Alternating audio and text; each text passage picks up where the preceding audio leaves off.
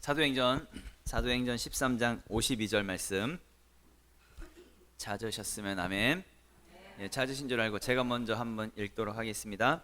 제자들은 기쁨과 성령이 충만하니라. 아멘. 너무 짧은데. 우리 다 같이 합독하겠습니다. 시작. 제자들은 기쁨과 성령이 충만하니라. 아멘. 그래서 오늘 말씀의 제목은 성령 충만, 기쁨 충만이라는 제목으로 하나님 말씀 같이 나누도록 하겠습니다. 우리 성령 충만, 기쁨 충만인 제목이 이러니까 우리 찬주가 아침에 제목이 너무 촌스럽다고 그러긴 했는데, 그 다른 제목을 어떻게 생각이 안 나요. 성령 충만, 기쁨 충만 해야지. 오늘도 옆에 분들하고 우리 반갑게 또 기쁨으로 우리 서로 인사하겠습니다. 당신은 복의 사람입니다. 인사하면 당신은 복의 사람입니다. 당신은 참 좋은 사람입니다. 당신은 참 좋은 사람입니다. 이제 하이파이브 할게요. 하이파이브. 아싸! 잘 되고 있습니다. 또 다른 분하고 아싸! 잘 되고 있습니다. 우리 다른 분하고 아싸! 잘 되고 있습니다. 축복합니다. 잘 되고 있습니다. 감사합니다. 우리 엔카운터 한 지 한 3주째 지났나요? 받은 은혜, 또 받은 기쁨을 계속 잘 간직하고 계시지요? 몇 주 지났다고 해서 그 뜨거움이 식고 또 그 열정이 식어서는 안 되겠지요. 만약에 그렇다고 한다면 성령 받은 게 아니지요. 정확하게 성령을 받고 성령 충만하다고 한다면 계속 그 기쁨 속에 거하는 것이지요. 로마서 14장 17절 말씀 보면은 하나님의 나라는 먹는 것과 마시는 것이 아니요 오직 성령 안에 있는 의와 평강과 희락이라. 아멘. 예수 믿는다라고 하는 것은 항상 성령 안에서 의와 평강과 희락이 넘치는 것이다 라고 말씀하고 있는 것이죠. 그러니까 희락이 뭐예요? 기쁨이잖아요. 기쁨. 그러니까 성령 받으셨습니까? 그렇다고 한다면 내가 성령 받았으면 내가 무엇이 되는 것이냐면 내가 하나님의 나라가 된 것이죠. 그러니까 내 안에 모든 죄와 상처와 저주된 것들이 떠나가고, 그러니까 내 안에 있는 모든 귀신들이 다 떠나간 것이죠. 쫓아낸 것이죠. 그러고 나면 내가 뭐가 돼요? 내가 하나님의 나라가 된 것이죠. 그 부분을 말씀하고 있는 것이 마태복음 12장에 있는데, 말씀을 읽어보면 그러나 내가 하나님의 성령을 힘입어 귀신을 쫓아내는 것이면 하나님의 나라가 이미 너희에게 임하였느니라. 아멘. 그러니까 내가 하나님 나라가 되었으면 내 안에 내가 하나님 나라가 되었으니까 성령 안에서 의와 평강과 희락이 넘치는 그런 삶을 살아가게 되는 것이다 라고 말씀하고 있는 것이죠. 이게 무슨 말이에요? 그러니까 여전히 우리가 기쁨과 감격이 넘쳐나야 한다는 이야기입니다. 내가 성령 받았으면 기쁨과 감격이 넘쳐나야 된다. 그러니까 엔카운터를 하고 나서 마치 냄비 끓듯이 금방 끓어올랐다가 금방 식어버리는 것이 아니란 이야기입니다. 만약에 금방 끓어올랐다가 금방 식어버렸다고 한다면 그냥 어쩌면 그냥 감정으로 살짝 느꼈던 것이겠죠. 그러니까 감정으로, 느낌으로 끝난 것이죠. 만약에 눈물을 흘렸다라고 한다면 그 눈물은 그냥 자기 연민에서 나온 눈물을 흘렸을 뿐이겠지요. 그러니까 진짜 성령을 받았다라고 한다면 내 속에 있는 죄악된 것들, 또 예수님의 그 피의 보혈에 대한 것들이 느껴지거든요. 그게 오면 하염없이 눈물이 나는 거예요. 눈물을 흘리고 싶어서 눈물 나는 것이 아니라 예수님께서 내 죄를 사해 주신 것이 그것이 감사해서 감격스러워서 눈물이 나는 것이죠. 정확하게 성령을 받고 내가 정말 하나님 나라가 되었다고 한다면 그러면 여전히 우리는 벅찬 감격 속에 있는 것이고 그 기쁨은 계속되고 있는 것이겠지요. 그렇게 성령 안에서 의와 평강과 희락으로 사는 것입니다. 어떤 사람들은 그래서 이제 엔카운터를 하고 나면 성령을 받았잖아요. 그리고 은혜 받았잖아요. 그래서 열심히 더 해보겠다고 열심히 더 해보려고 열심히 하다 보니까 자기 자신을 어떤 그 율법으로 묶는 경향들이 좀 있어요. 그래서 더 많이 기도하려고 하고 더 많이 성경을 읽으려고 하고 더 많이 금식하려고 하고 더 많이 헌금하려고 하고 더 많이 큐티하려고 하기도 하지요. 이것은 너무 바람직합니다. 나쁘다는 얘기가 아니에요. 나쁜 것은 아닌데 부탁의 말씀을 드리기는 이 모든 것들을 자원하는 마음으로 하셔야 됩니다. 기쁨으로 해야 한다는 얘기입니다. 자유함이 있어야 된다는 이야기죠. 잘못하면 기도하는 것도, 성경 읽는 것도, 금식하는 것도, 큐티하는 것도, 이 모든 것들이 어느 순간부터 율법이 될 수 있기 때문에 그렇습니다. 예수 믿는 것은 율법이 되고 종교가 되는 그 순간부터 또 다른 고통이 돼버립니다. 예를 들을게요. 예를 들어서 큐티하는 것으로 예를 들을게요. 여러분 어떻게 큐티 하십니까? 그럼 큐티를 어떻게 하고 계십니까? 기쁨으로 하고 계십니까? 말씀을 보면서 하나님께서 나에게 오늘 어떤 말씀을 주실까? 어떤 레마의 말씀을 주실까에 대한 그런 기대감을 가지고 그렇게 큐티를 하고 계십니까? 아니면 억지로 하라고 하니까, 리더가 검사하니까, 리더한테 사진 찍어서 보내야 하니까 마치 숙제처럼 하고 계십니까? 만약에 큐티도 억지로 하고 있다고 한다면 여러분, 큐티가 여러분에게 있어서 종교입니다. 또 하나의 율법에 불과한 것이죠. 전혀 자유함이 없는 것입니다. 기쁘지 않죠. 큐티를 하는데 말씀을 받는 것이 아니라 전혀 기쁨이 없는 그냥 종교 생활에 불과한 것입니다. 요한복음 8장 32절 말씀 보면은 진리를 알지니 진리가 너희를 자유롭게 하리라 라고 말씀하고 있지요. 여러분, 구약과 신약으로 나눈다고 한다면 하나님이 구약을 통해서는 율법을 주셨어요. 그러니까 하나님이 모세를 통해서는 율법을 주셨어요. 그러니까 무엇을 해야 하고 무엇을 해서는 안 된다라고 하는 그 율법을 주셨죠. 그런데 그 율법이라고 하는 것이 이스라엘 백성들을 묶어버렸어요. 종교로 묶어버렸습니다. 그래서 바리새인들, 서기관들, 율법학자 같은 그런 종교인들만 만들어냈지요. 전혀 기쁨이 없습니다. 하나님을 믿기는 믿는데 이스라엘 백성들은 그게 유대교죠. 전혀 기쁨이 없이 종교 생활만 하는 것이죠. 근데 예수님께서 말씀하십니다. 하나님은 예수님을 통해서 무엇을 주셨다고 말씀해요? 진리를 주셨죠. 그래서 진리를 알지니 진리가 너희를 어떻게 한대요? 자유롭게 한다고요. 예수님을 알면, 예수님이 누구예요? 진리잖아요. 예수님 말씀하십니다. 내가 곧 길이요 진리요 생명이라고 하셨으니까 진리를 알지니 진리가 너희를 어떻게 한다고? 자유롭게 한다고. 그러니까 예수님을 알면 율법으로 생활하지 않습니다. 그러니까 예수를 믿어도 율법으로 하지 않는다는 얘기입니다. 믿음 생활하는 것이 기쁜 것이지, 자유함으로 하는 것이지, 내 마음에 자원하는 심령으로, 자원하는 마음으로 그렇게 예수를 믿는 것이지. 그래서 큐티를 하더라도요 절대 억지로 하지 않습니다. 기쁨으로 하는 것이지. 예전에 한번 말씀드렸던 적이 있었는데, 큐티를 하다가 숙제처럼 하는 경우가 있어요. 숙제. 예를 들어서 큐티를 하다가 어저께 큐티를 해야 되는 걸 깜빡하고 못했다고 칩시다. 어저께 걸 못했습니다. 그래서 어떻게 해요? 어떤 사람들은 어저께까지 오늘 이틀치를 다 하려고 하는 사람들이 있어요. 이틀치를 하려고 합니다. 3일을 밀렸다고 칩시다. 3일 밀렸는데 3일치를 다 하려고 하는 사람들이 있습니다. 이거 숙제처럼 하니까 그래요. 율법이 되는 겁니다. 그게 종교가 되는 것이고, 그 순간부터 큐티가 너무 힘들어져요. 하기가 싫어져요. 절대 여러분들 예수 믿는 건 종교가 아닙니다.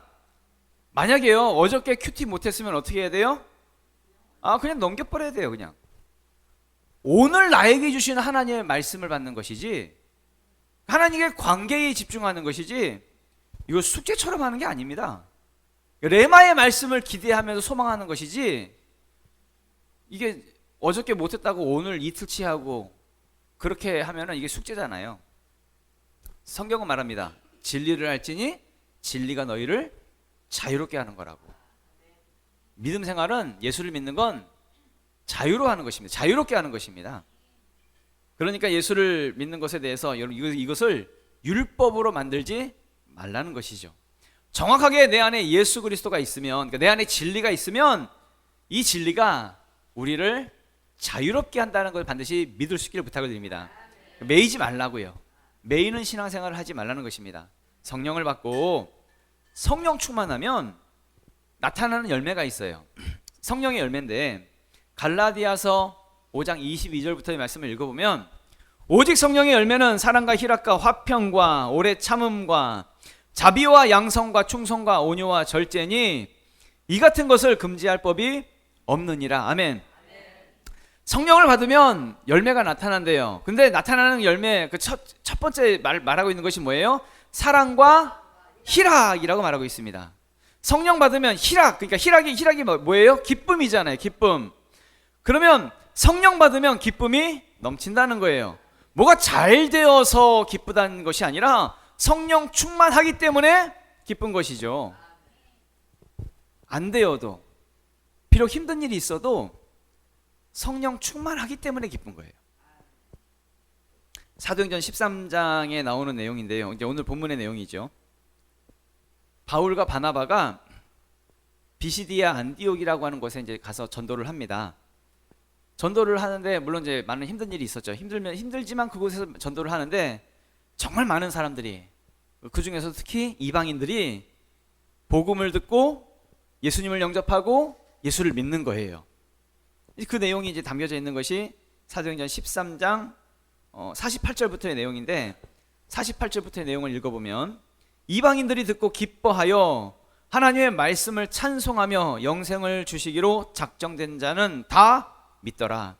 주의 말씀이 그 지방에 두루 퍼지니라. 이에 유대인들이 경건한 귀부인들과 그 시대 유력자들을 선동하여 바울과 바나바를 박해하게 하여 그 지역에서 쫓아내니 두 사람이 그들을 향하여 발에 티끌을 떨어버리고 이고니온으로 가거늘 제자들은 기쁨과 성령이 충만하니라. 아멘. 이 내용은 이렇습니다. 바울과 바나바가 안디옥이라고 하는 곳에서 복음을 전하는데 많은 이방인들이, 많은 사람들이 기뻐하고 예수님을 영접하고 예수를 믿는 거예요. 그런데 그 지역에 있던 유대인들이 이 선동해가지고 바울과 바나바를 박해합니다. 핍박을 하는 거죠. 그리고 나서 안디옥에서 쫓아냅니다. 그리고 쫓아내다 보니까 본의 아니게 이고니온이라고 하는 곳으로 가게 됩니다. 그런데 맨 끝에 말씀이 뭐예요? 제자들은 기쁨과 성령이 충만하더라 라고 말씀하고 있는 것이죠. 아니, 복음을 전하다가 박해를 당했는데 기쁨과 성령이 충만하다라고 말을 하고 있는 거죠. 아니, 전도하다가 쫓겨났는데 기쁨과 성령이 충만하더라 라는 것입니다. 아니, 내가 원하지도 않는, 내가 가고 싶지도 않는 다른 동네로 그렇게 가게 됐는데 그런데 기쁨과 성령이 충만하더라 라는 것이죠. 이게 무슨 말이에요? 진정한 기쁨의 그 원인은 환경에 있지 않다는 것입니다. 어떤 상황이나 어떤 일 때문에 기쁜 것이 아니란 이야기입니다. 그럼 왜 기쁜 거예요? 성령 충만하기 때문에 기쁜 거예요. 성령 충만하면 희락이 넘치는 것입니다. 기쁜 것이죠. 다시 말씀드리면 진정한 기쁨은 환경을 통해서 오는 것이 아니라는 거예요. 세상의 돈 몇 푼이 절대 우리에게 기쁨을 가져다 주지 않습니다. 세상의 성공이 절대로 우리에게 기쁨을 가져다 주지 않습니다. 상황이 조금 나아졌다고 해서 우리에게 그것이 기쁨을 가져다 주지 않는다는 이야기입니다. 진정한 기쁨은 성령 충만을 통해서 오는 것입니다. 그러니까 진정한 삶의 기쁨을 누리기 원하십니까? 그렇다고 한다면 어떻게 해야 돼요? 성령 충만하셔야 합니다. 성령 충만하셔야 합니다. 요한복음 15장에 보면 예수님과 우리와의 관계를 말씀하는 부분이 있어요. 요한복음 15장에 예수님은 포도나무시고 우리는 가지다, 포도나무에 있는 가지다 이렇게 말씀하는 부분이 있지요. 그래서 가지가 포도나무에 붙어 있지 않으면 열매를 맺을 수 없다 이렇게 말씀하고 있는 부분입니다. 그리고 나서 이제 그 뒤에 이제 설명하고 있는 부분이 요한복음 15장 7절부터의 내용인데요. 너희가 내 안에 거하고 내 말이 너희 안에 거하면 무엇이든지 원하는 대로 구하라. 그리하면 이루리라. 너희가 열매를 많이 맺으면 내 아버지께서 영광을 받으실 것이요 너희는 내 제자가 되리라. 아버지께서 나를 사랑하신 것 같이 나도 너희를 사랑하였으니 나의 사랑 안에 거하라. 내가 아버지의 계명을 지켜 그의 사랑 안에 거하는 것 같이 너희도 내 계명을 지키면 내 사랑 안에 거하리라. 내가 이것을 너희에게 이름은 내 기쁨이 너희 안에 있어 너희 기쁨을 충만하게 하려 함이라. 아멘. 방금 읽은 이 말씀에서도요, 진정한 기쁨은 우리가 예수 안에 있고 예수님의 그 사랑 안에 있으면 진정한 기쁨을 맛보는 것이다, 누리는 것이다. 그러니까 예수님의 그 기쁨이 우리 안에 있어서 우리의 기쁨이 충만하게 되는 것이다 라고 말씀하고 있는 것이죠. 그러니까 세상에서 잘 되고 세상에 성공하고 원하는 것을 이루었다고 해서 그래서 기쁜 것이 아니라 예수님의 그 기쁨이 내 안에 있기 때문에, 그래서 그 기쁨에 의해서 그 기쁨이 충만한 것이다 라고 말씀하고 있는 것이. 다르게 표현하면 무슨 얘기예요? 성령 충만하면 기쁨도 충만한 것이다 라는 것이죠. 다음 그 사진 하나, 그림 하나 이제 보려고 하는데요, 똑같은 이제 콜라 캔입니다. 똑같은 깡통, 똑같은 깡통이라 할지라도 아무것도 없어요. 비어 있어요. 그러면 작은 충격이 와도 쉽게 찌그러집니다. 아무것도 없으면, 비어 있으면 살짝 힘만 줘도 우그러지고 쉽게 상처를 받지요. 그런데 똑같은 깡통인데 가득 채워져 있으면, 쉽게 말하면 충만하면 어떤 충격이 와도 쉽게 찌그러지지 않습니다. 쉽게 그러니까 상처받지 않는다는 얘기입니다. 이게 무슨 차이예요? 충만의 차이예요. 그럼 왜 상처받는지 아십니까? 충만하지 않기 때문입니다. 왜 불평 불만이 가득한지 아십니까? 충만하지 않기 때문에 그렇습니다. 왜 안 되는 일만 계속 터지는지 아십니까? 충만하지 않기 때문에 그렇습니다. 충만하면, 내가 충만하면, 성령 충만하면 어떤 충격이 와도 어떤 상황과 환경 속에서도 이겨내는 것이지요. 거뜬하게 이겨내는 것이죠. 어떤 상처가 와도 이겨내는 것이지요. 지난주에도, 저지난주에도 같이 말씀 나눴던 요셉의 이야기요. 또 말씀드릴게요. 형들이요, 요셉 죽이려고 했습니다. 죽을 고비를 당했습니다. 그리고 노예 상인들에게 팔려가지고 애굽 나라의 노예로 팔리게 되었지요. 억울하게 감옥살이도 하고요. 그야말로 꼬일 대로 꼬인 인생이 되었습니다. 힘든 삶을 살았고요. 정말 상처받는 인생이었습니다. 그런데 요셉은 상처받지 않았습니다. 왜요? 요셉 안에는요, 꿈으로 가득 채워져 있었습니다. 하나님의 비전으로 가득 충만했습니다. 자기 안에 성령으로 충만했습니다. 그러니까 어떤 것으로도요, 상처받지 않더라고요. 모든 상황 속에서도, 어떤 상황 속에서도 불평과 불만의 어떤 저주로 자신의 삶을 만들지 않더라고요. 충만하니까 그걸 이겨내더란 이야기입니다. 성령 충만하면 거뜬하게 이겨내는 것입니다. 사실 성경에 보면 그 누구보다도 가장 많이 상처받은 사람 누굴까? 가장 많은 상처를 받은 사람 성경에 찾아보면 아마도 예수님이지 않을까요? 예수님만큼 상처받은 사람이 아마 없을 겁니다. 예수님은 가는 곳마다 그곳에서 예수님을 죽이려고 하는 사람들이 있었습니다. 모의해가지고 예수님을 죽이려고 하는 사람들이 많았고요. 예수님이 자기 고향 땅에 가는데 고향 땅에서 예수님 인정해야 안 해요? 예수님이 인정하지 않습니다. 오히려 고향 땅에서 나사렛에서 쫓겨납니다. 3년 반 동안 동고동락하면서 같이 지냈던 정말 사랑하는 자기 제자 가룟 유다에게 은 30에 팔리게 됩니다. 배신을 당하게 되지요.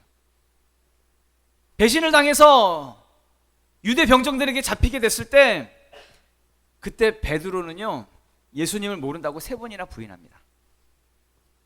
예수님이 십자가에 달려 죽으실 때에 그 사랑하는 제자들, 3년 반 동안 같이 쫓아다녔던 그 제자들이요, 다 도망가 버립니다. 어느 누구도 예수님 곁에서 같이 하는 사람이 없었습니다. 예수님이 다니실 때에 기적을 행하시고 치유하시고 많은 사람들을 고치실 때에 그렇게 자기를 쫓아다녔던 그 많은 사람들이요, 나중에는요, 예수님을 십자가에 못 박으라고 소리 지르고 예수님을 대적하는 자들로 다 바뀌게 되었지요. 누구보다도 예수님 입장에서는 상처받지 않았겠습니까? 그런데요, 성경 어디에도 예수님이 상처받았더라, 라고 말씀하고 있는 부분이 없어요. 아니, 제자들을 보면서도 예수님이 제자들에 대해서 서운하셨더라, 제자들에 대해서 상처받았더라 라고 말씀하시는 부분이 없어요. 어떻게 그럴 수 있었을까? 예수님은 그 모든 상황들이 너무나 힘든 상황이었을 텐데, 받을 수밖에 없는 그런 상황이었을 텐데, 예수님은 어떻게 그 모든 상황들을 이겨낼 수 있었을까? 다른 것이 아니란 얘기입니다. 성령 충만하셨습니다. 충만하셨기 때문에 이겨내셨다는 이야기죠. 골로새서 1장 19절 말씀을 읽어보면, 아버지께서는 모든 충만으로 예수 안에 거하게 하시고 라고 되어져 있지요. 예수님 안에는 뭐가 있대요? 아버지의 모든 충만이 예수님 안에 가득 채워져 있었대요. 그 아버지, 하나님의 그 비전이, 하나님의 그 사명이, 하나님의 그 뜻이 예수님 안에 가득 충만으로 채워져 있었다고요. 다른 표현으로 할게요. 성령 충만하셨다고요. 성령 충만하니까 어떤 상황, 어떤 환경, 비록 그것이 상처가 되는 상황이라 할지라도 그게 충격으로 오지 않더란 얘기입니다.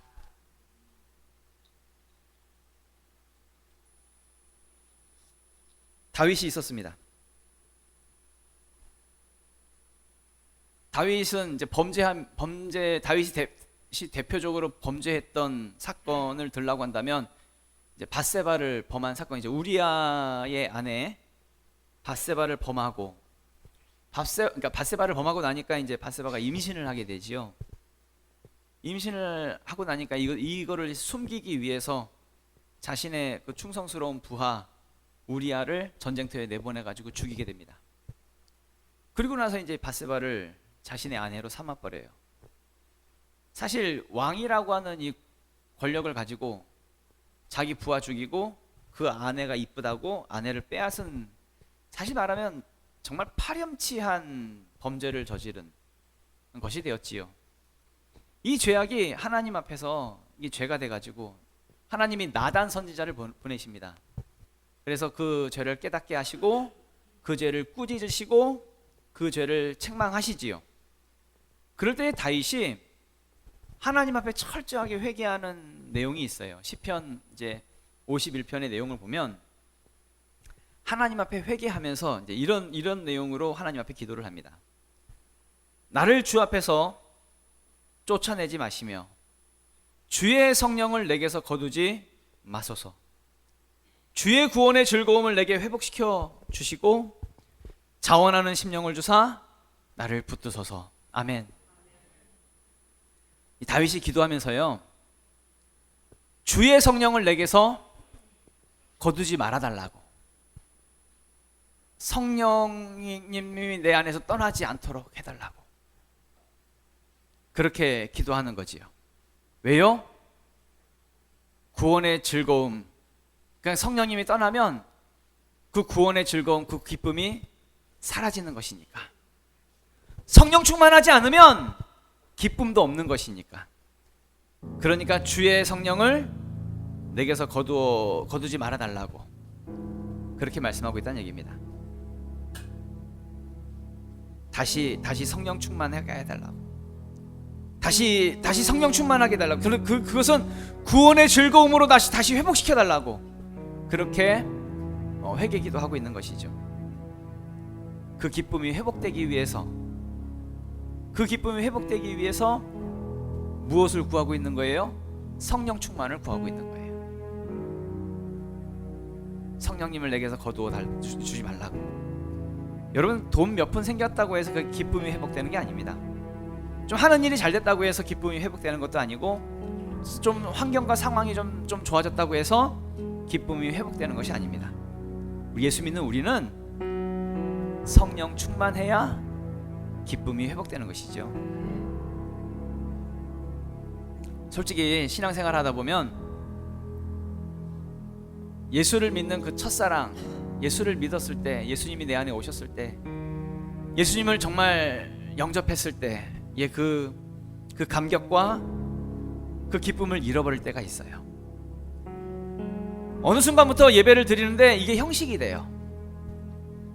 어느 순간부터 나 자신 스스로가 어떤 종교적인 어떤 매너리즘에 빠지기도 하고, 어떤 때부터는 그 은혜와 감사가 잘 느껴지지 않는 그런 때가 있을 수 있어요. 분명 예수를 믿기는 믿는데 내 안에 메마름이 더 많이 느껴지는 그런 때가 있을 수 있다는 얘기입니다. 근데 정말 조심하셔야 합니다. 정말 조심하셔야 되는 것은 잘못하면 다윗과 같은 죄에 빠질 수 있기 때문에 그렇습니다. 만약에 예수를 믿는다고 한다면, 예수를 믿으면서 내 안에 기쁨이 느껴지지 않다고 한다면 다른 것 구하려고 하지 마십시오. 세상을 통해서 어떤 다른 기쁨의 요소를 찾으려고 하지 마십시오. 다른 것을 구하는 것이 아니라 성령 충만을 구해야 되는 것입니다. 신앙적인 어떤 내 안에 메마름이 느껴진다고 한다면 성령 충만을 구해야 되는 것입니다. 세상 쫓아다니면서 세상 열심으로 살고 세상 것을 채우기 위해서 그것을 구하는 것이 아니라 성령 충만을 구해야 되는 것입니다. 세상의 어떤 재미적인 것들, 아니면 세상의 정욕들, 아니면 내 안에 어떤 욕심을 구하는 것이 아니라 성령 충만을 구해야 되는 것입니다. 그래야 기쁨이 다시 살아나는 거예요. 회복이 일어나는 것이죠. 누가복음 11장 13절 말씀을 읽어보면, 너희가 악할지라도 좋은 것을 자식에게 줄 줄 알거든 하물며 너희 하늘 아버지께서 구하는 자에게 성령을 주시지 않겠느냐 하시니라. 아멘. 구하는 자에게 뭘 주신대요? 성령을 주신대요.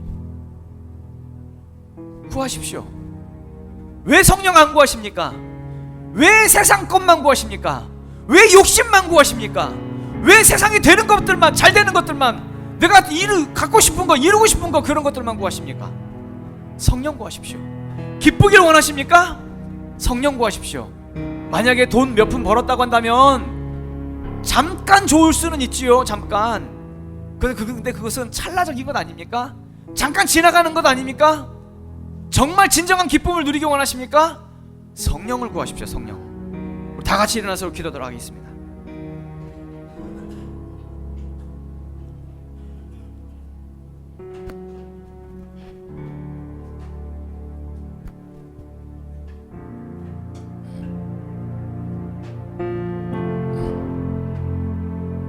기도하실 때에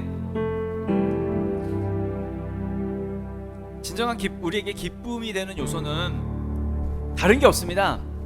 세상이 절대로 기쁨을 주지 않습니다. 세상이 절대로 우리에게 복을 주지 않습니다. 왜냐하면 우리는 하나님의 형상대로 창조되었잖아요. 내가 바로 하나님의 형상이잖아요. 우리가 하나님의 형상이잖아요. 하나님의 형상이라고 하는 것은 내 안에 하나님적인 어떤 속성이 있다는 것이겠지요. 내 안에 하나님적인 속성이 있는데 자꾸 피조된 것들, 그러니까 세상적인 것들로 자꾸 채워보려고 하니까 채워도 채워지지가 않는 거예요. 채워도 항상 공허한 것이죠. 그 채울 수 없는 것을 쫓아다니면서 허무한 인생들로 살지 말고, 나는 하나님의 형상이니까 무엇이 와야 채워질까요? 하나님의 형상이니까 하나님이 와야 채워지겠죠. 진정한 기쁨은 하나님을 통해서 채워지는 것입니다. 그렇다면 다른 것이 아니죠. 성령 충만하셔야 합니다. 진짜 우리의 삶의 기쁨과 만족은 성령 충만으로만이 채울 수 있습니다. 그렇다고 한다면 구하십시오. 주여 이 시간 구하오니, 성령 충만을 구하오니, 성령님 내 안에 충만으로 역사해달라고 다 같이 한번 주여 한번 해주고 통성으로 기도하겠습니다. 주여!